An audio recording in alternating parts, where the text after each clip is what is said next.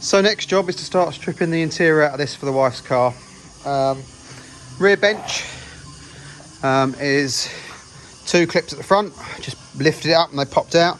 Apparently these break, but mine seem okay to go again. And then it was tight at the back. I think it's hooked in. Oh, hang on. It's hooked in under here, and obviously these go through the seat. I'm not quite sure where they're hooked. Is it there? Oh yeah, it's on there on each side. So you've got to be mindful of that. But otherwise that comes out. I'm just looking. The rear seats, I'm guessing we've got to undo the Torx on the bottom. I think these bits are separate from the seats as well, so these will have to come out somehow. They look like they're clipped in there somehow.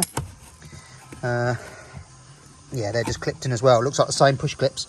So we'll have them off next. Once they're off, I'll show you how to do them. Right, these side ones are actually clipped. If you can see, there's a hook there, and they're clipped in there. So you've got to reach your fingers behind it and push the clip, and then it pops out, and then it just lifts out from the base. I think it's probably the same clip as what's on the bottom of the seat. So I've just got to use 2 hands and just give that a pull. Yeah, a quick, swift pull, and that come out. So that's the side bits done. So they're easy.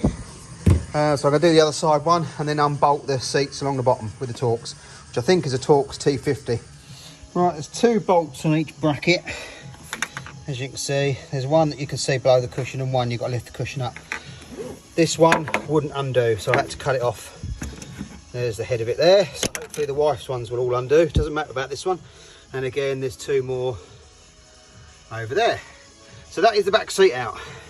So next we need to tackle the front seats and also the door cards. So let's have a little look and see how they come off. Right, rear door panels, very simple. There's a little cap in there. So you pop that off, take that Phillips screw out. There's a Phillips screw underneath there.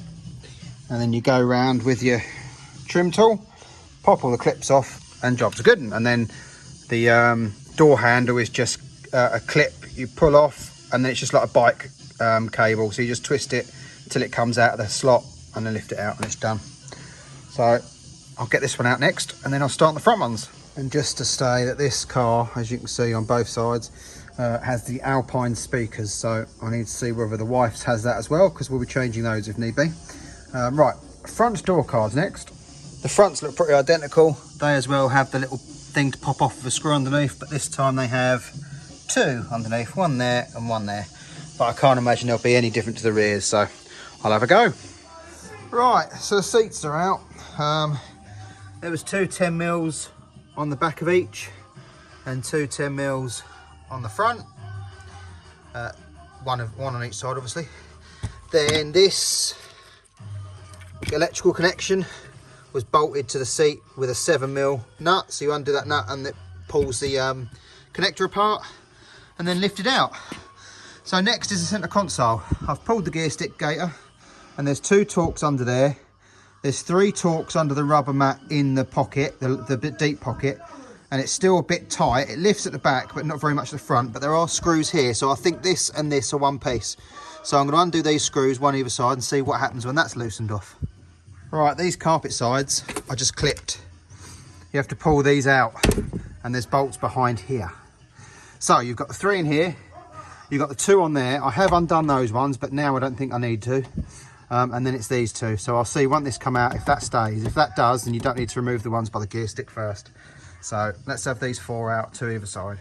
Right, that's out. So yes, it was the 3 there, the 2 there on that bracket that's now fallen out somewhere. And the 2 at the sides behind the carpet panels. This didn't need undoing just yet, but this has all got to come out anyway because the centre console and dash is next. So I think the centre console, there's 2 screw, well, there's 1 screw either side that I can see. And then we'll have to see about this. I presume this has got to pop out somehow, so we'll have a little look. So first off, in this position, we're going to take out the ashtray, which I'm not sure how it comes out. Oh, there you go. There's 2 screws at the bottom, so that will come out. Then there'll be 2 screws behind another panel for the lower half of the stereo.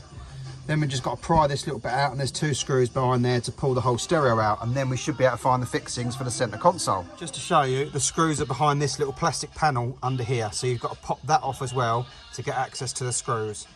So actually looking more closely, this doesn't come out separate, it's part of the dashboard.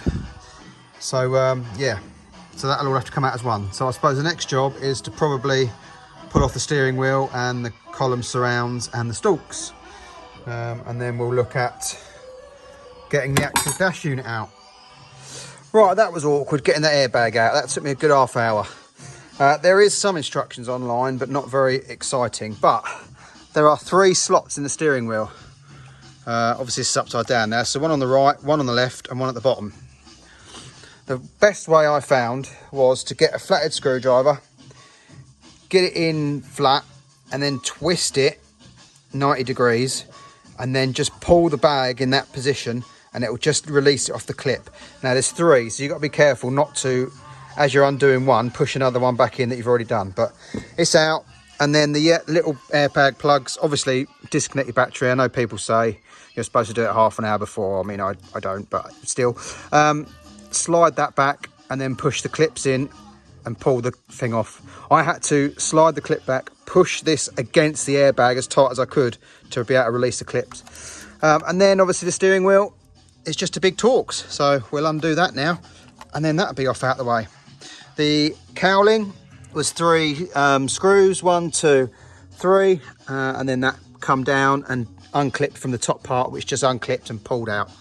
So that's that bit. Right, I've just stuck a bit of masking tape on the airbag squib just to stop it from spinning while I'm moving stuff about.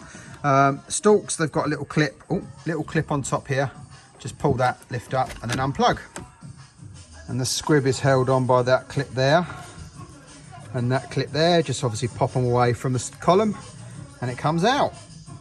Okay, so the clock surround that goes across the dash there is just clipped in, so you just pull it and it comes off. This again is also clipped in, but it is secured to the airbag by that rail that goes. I'm too busy looking at the item and not showing you. There's a tube that goes through that holds them in situ. So that needs to come off as well.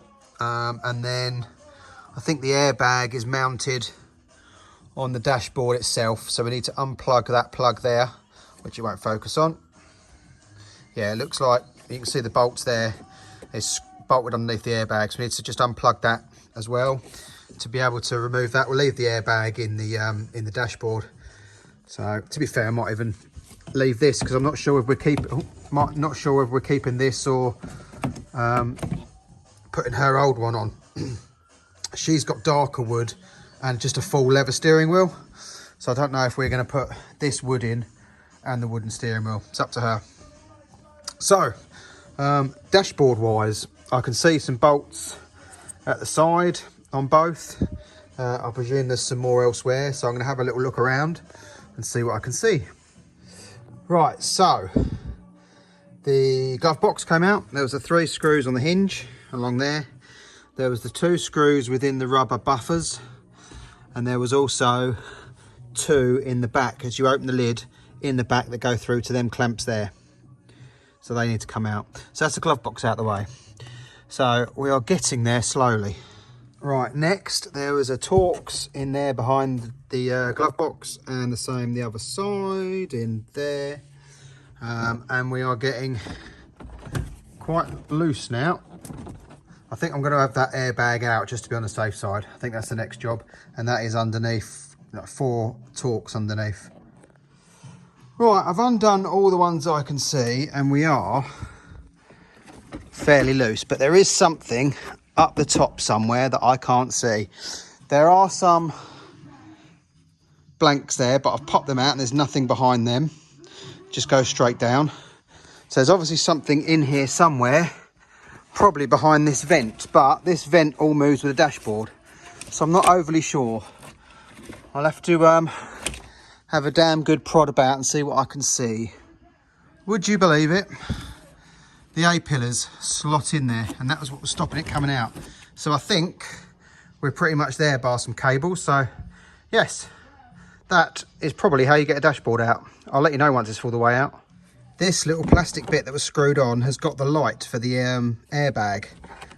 You need to unplug that as well, because that goes through the dash and is stopping it coming out. So that's one thing. There you go.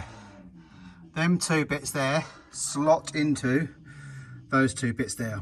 So that is what is holding it. So it just needed a good sharp tug. Excuse the paraphrase. This bit obviously needed to come off as well because it's no longer there. So that's something to bear in mind. But yeah, I think that's out now.